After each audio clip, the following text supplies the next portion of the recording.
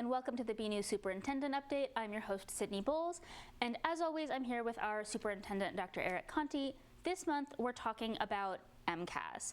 The district got the results back from the latest round of testing, and it's really interesting to talk about what the findings showed and also what they don't show. So, Dr. Conti, thanks for being here. Hi, Sydney. Okay, so the results came through at the last school committee meeting. It sounds as though you, Dr. Lisa Chen, the assistant superintendent, and your teams are still going through the data, sometimes to a question level, understanding what it all means. But give me sort of the 10,000-foot view, or I don't know, maybe the 5,000-foot view of what you took away from this round of testing data. Yeah, so I mostly stick to the 5,000 or 10,000-foot view, which is first of all, the MCAS results that we're seeing are from last spring, so there's some limitation there. But I think I saw at most grades that were tested and the subjects that were tested that the district's growth patterns, that's the amount a student grew in their learning from the start of the year to when they were tested, tracked fairly steadily with the state growth scores, which meant that the vast majority of our kids were learning a year's worth of content or making a year's worth of growth in a year's worth of time.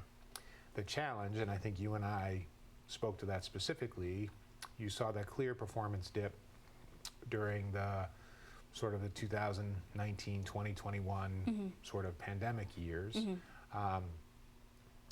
In order for us to fill in that loss, students actually have to learn at a faster rate, because if they're behind and they're only learning at a year's worth of growth at a year's time, then sort of they'll stay where they're at moving forward. So I know you're going to ask me sort of what this all distills down for me, and I look at mostly growth scores is what's most important to me from a student perspective. There's a ton of data here, and we're not going to get into it in this conversation. I think just for folks at home, if you want, you can go. There's a write-up on our website, bcattv.org, as well as a link to the full YouTube video where you can see the full presentation. It's very detailed and I think very informative, so I recommend that. But just here now, I guess maybe we can talk. If you could maybe pull out something that was concerning to you and something that felt like an achievement to you from those. Again, anything that would be concerning to me is if I saw issues with student growth as a whole. Okay. And please remember, from my perspective, MCAS really is a measurement of district performance, not of individual student performance. So I know there are individual student scores, but the sort of the leap of faith here is the MCAS is really a demonstration that a school district is teaching what the state expects you to teach. So when you're aligned and you're teaching the content the state is asking you to, then again, the vast majority of students will be able to learn that content and move forward. I think sorry to interrupt, I can imagine that that's a difficult circle to square, I guess, if you're a parent looking at your child's MCAS results, to understand that this is a measure of the district, really. And not necessarily a reflection on your child. How do you balance that? Well, again, it could be a measure of a child's performance over time. I think you should pay attention to it over time. It's not, what I'm saying is it's not a very useful instructional tool for us, because again, the results we're getting in October are the results from last April and May. So it's not like a teacher can use the results to say, oh, I'm going to change what I'm doing, because the students have already moved on. So it's not a very instructionally useful tool, but it does tell the district, are we teaching the right content at the right time in the district?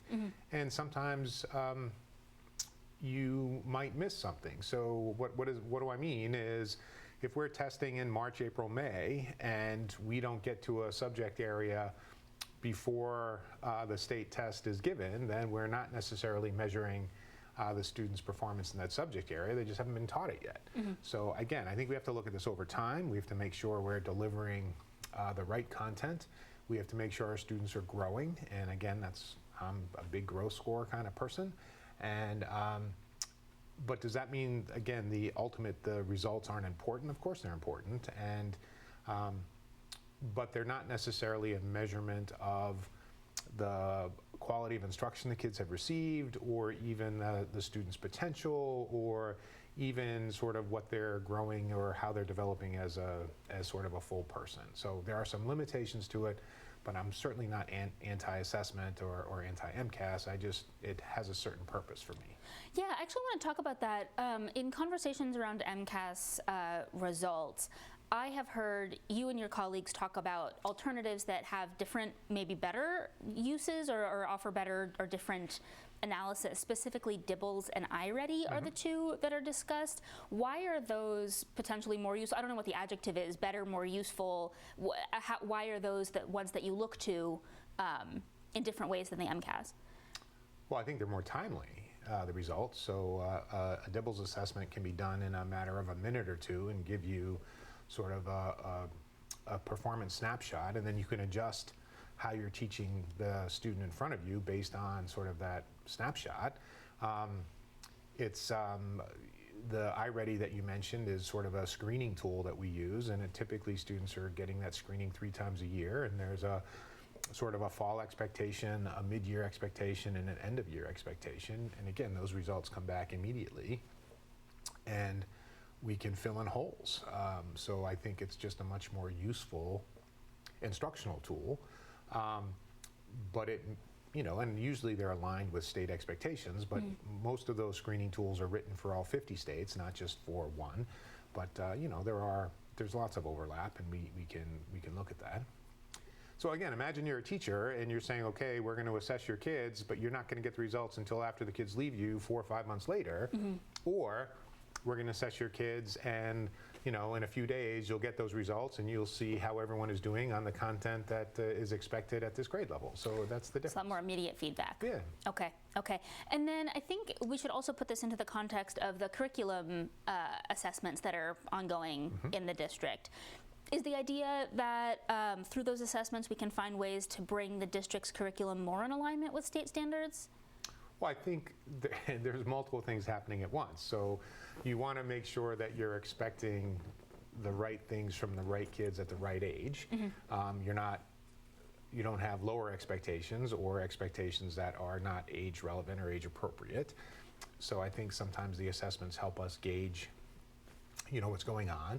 What makes, I think, teachers incredibly talented and professional is, when you read a Supreme Court brief, you say, boy, that's pretty well written, right? I'm sure if you've ever read one, and you say, I've read a couple, yeah. But you don't expect that from a second grader. But what's great about, incredible about teachers is they can sort of take that high quality piece of writing and say, what does it look like when being produced by a second grader? So again, we have to always make some adjustments of it, and we shouldn't have expectations, again, that second graders are writing novels, but we need to make sure that they are writing and sort of what that expectation is, and that it's a journey, and that we're making progress on that journey, and that's always in partnership with all the other educators that the student experiences, and with the parents and the family. So you want to do that, but there's very clear research that standardized tests are most highly correlated to education of parent and family income. So we just. They're important. I never want to be quoted as saying they're not important. They're a tool for us to use, but not a measure of future potential, success, empathy, effort, respect, humanity, none of those things that are just critical for sort of the entire life of a kid that we are trying to help foster here. It's just one thing. Yeah. Are there other things that we should be paying attention to have that fuller picture? I always think that parents should be in fairly regular communication with their child's teacher. Again, there are assessments that we use and that are professional tools. Like if you go to the doctor and they take your temperature, right? That's sort of a fact. But I think teachers are, again, as I said, very talented, and seeing. They're experienced at the grade level that they're teaching with. They're experts, and so I'm sure if there are issues, or if they feel there's some developmental things that they're concerned about, or if there's a way a parent, how do I help my child? Again, I think a great conversation to have is with your child's teacher, and sort of, I think that's almost the most important one. And then we have all these other data points that we look at, and because the teachers see the full kids. Yeah, and they're spending time with them, and again, they have expertise. Yeah. So that's kind of where I sort of rely on. The tools that we use are always there to triangulate with sort of the student experience, during the day. So I always say, again, I think the example I gave you, Sydney, and then I promise I'll stop, is a child could start the year well behind her peers. Mm-hmm.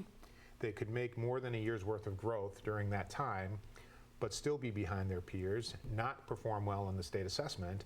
But if they've made more than a year's worth of growth in that year, what an incredible accomplishment for that child, and what an incredible teaching job that all the educators have contributed to. It just might not manifest itself in in that snapshot at the end of the year. So again, we have to look at this very carefully. And I think parents need to look at their individual children's performance. They need to look at, again, I would focus on growth if they were my child. And if they have any concerns, their sort of primary point of contact should be their child's teacher. Okay. I want to ask one more question about the MCAS, and then we'll move on. Okay. We're talking a week before Election Day. There is a ballot initiative about MCAS on the Massachusetts ballot. Mm-hmm. You have been clear in the past that this is not something that you want to speak on because of your position. I feel like I would be remiss to ask if there's anything that you do want to say on this while I've got you. Well, again, I've heard some people describe the ballot initiative incorrectly. So it's not whether MCAS exists or doesn't. MCAS is going to be around. It's just whether the 10th grade assessments, so literacy, mathematics, and a science assessment, will be used as a requirement to earn a high school diploma. So that's sort of what the question is about. It's not going to eliminate the 4th grade or the 3rd grade or the 5th grade or the 8th grade MCAS. So if someone is anti-MCAS, they can take whatever position they want, but this ballot initiative doesn't make MCAS go away. It just changes what it means to be a high school graduate in Massachusetts. Okay. Let's move on to something a little different. I understand there's been some changes to the bus setup in the district to try and make getting to school a little smoother. So talk about that. Yeah, so we've had some persistently, I'm going to say late buses at the high school. They may be arriving before the first bell, but very close to the first bell. And so we've asked the bus company to rebalance some of the buses. And we've also added a bus route. So we typically use 18 buses, and there'll be 19 buses available in the morning.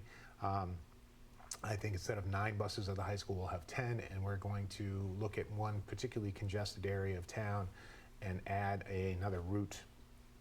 And the route will hopefully get the kids, group of kids, to the high school early enough where they can get breakfast and participate in homerooming and get the class on time. So it sounds like that's not quite implemented yet. Monday. It's going to start, so we'll track it on Monday. But and I think the message went out, and we're going to continue to try to communicate with families. Again, it's not going to be all families at the high school, but hoping that the most crowded routes we have there'll be some relief in those routes. Dr. Conti, we've been on a new contract with some variation of the same bus company. I think it's like a different subsidiary or something than we had previously. How's it been going? It's a struggle to get all of the routes correct. And as we talk about all the time, we don't have a subscription service. We have a sort of a general service. And so the school committee, and I think it's a very good thing, provides a seat for every kid, whether they use that seat or not. So we are running buses all over town. It does take us a while to adjust. Obviously, if there's no kids at a stop consistently, then we're not going to make that stop. But people are used to a very high level of service, which is great. It's just getting harder and harder to get across town quickly.